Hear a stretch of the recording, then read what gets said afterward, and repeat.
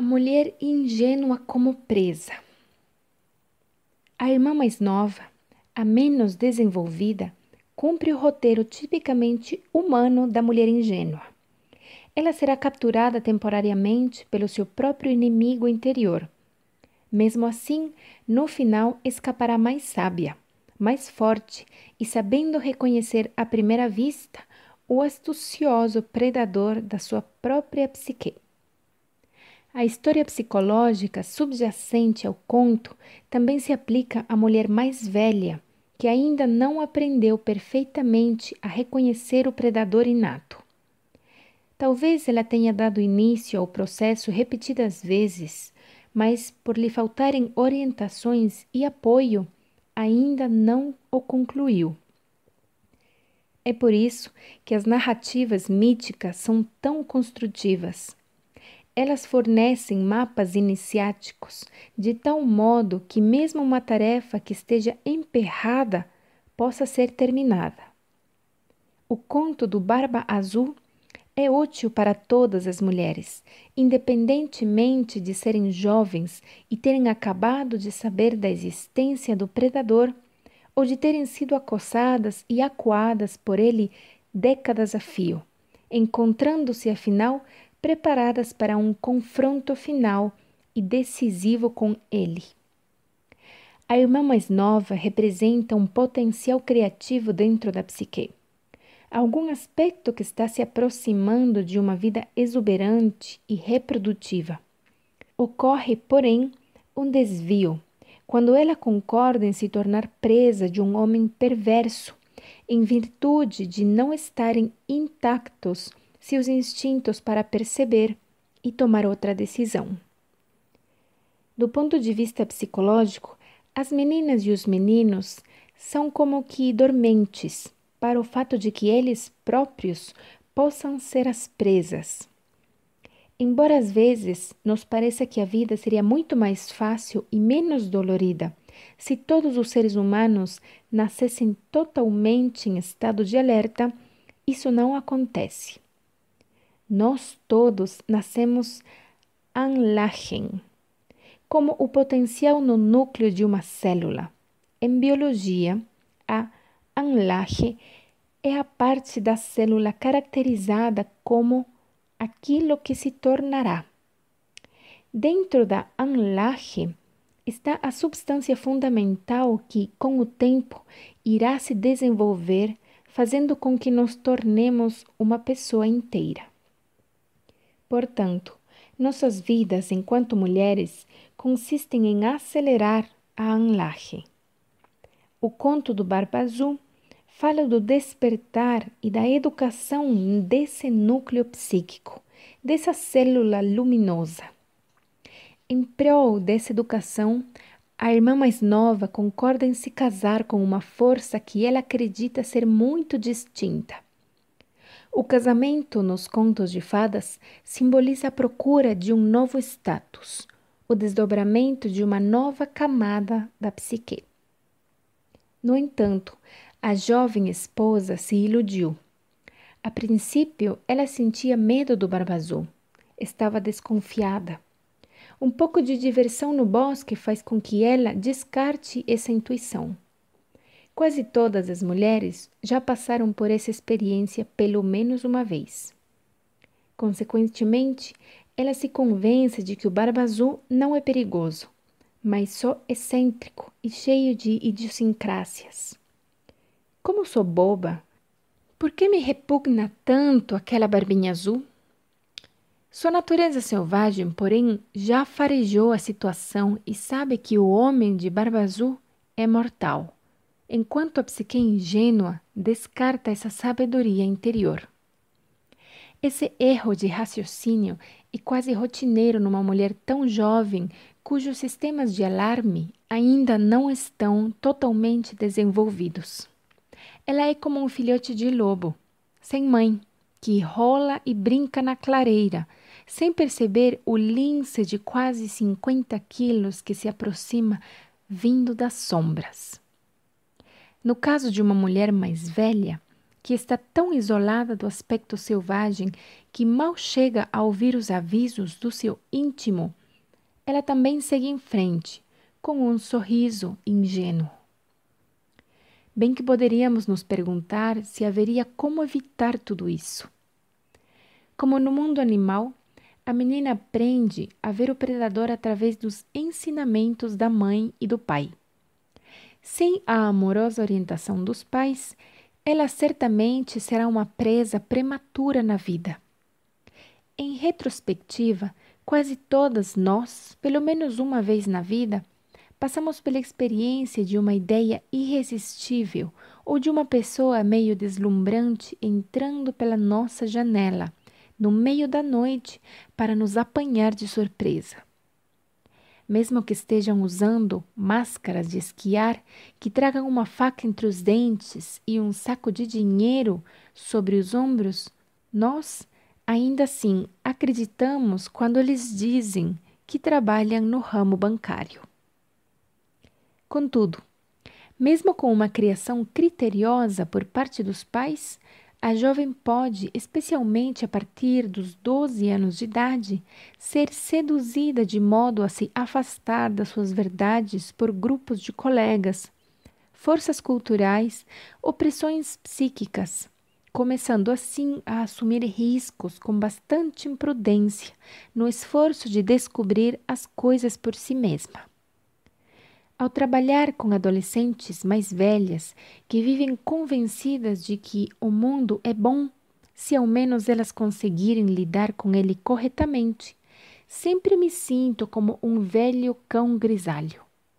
Tenho vontade de pôr as patas diante dos olhos e gemer, porque vejo o que elas não veem e sei, especialmente se elas forem determinadas e exuberantes, que vão insistir em se envolver com o predador pelo menos uma vez antes que sejam despertadas com um choque. No início das nossas vidas, nosso ponto de vista feminino é muito ingênuo, o que quer dizer que nossa compreensão emocional do que está oculto é muito tênue. No entanto, é assim que todas nós começamos. Somos ingênuas e nos convencemos a entrar em situações muito confusas.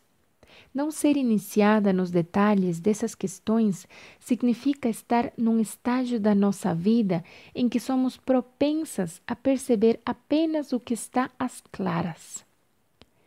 Entre os lobos, quando a mãe deixa os filhotes para ir a caçar, os pequenos tentam acompanhá-la para fora da toca, pela trilha abaixo.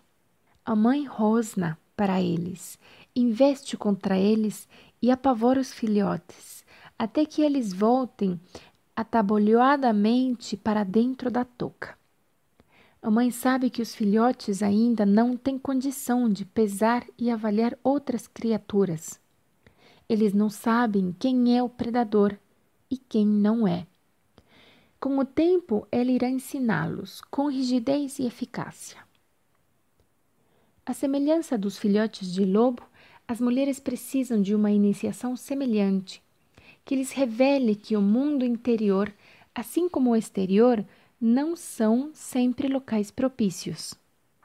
Muitas mulheres não chegam a receber os ensinamentos básicos a respeito de predadores que a mãe loba dá aos filhotes, como por exemplo, se for ameaçador e maior do que você, fuja.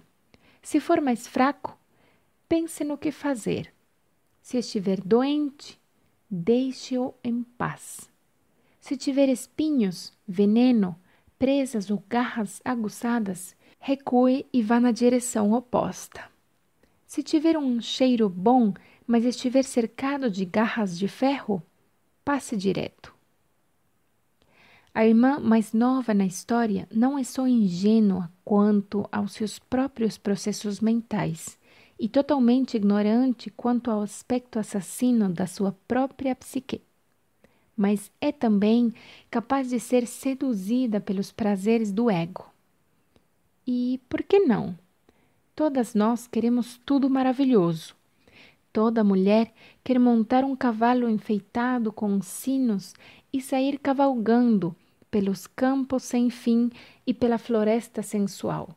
Todos os seres humanos querem atingir um paraíso prematuro aqui na Terra.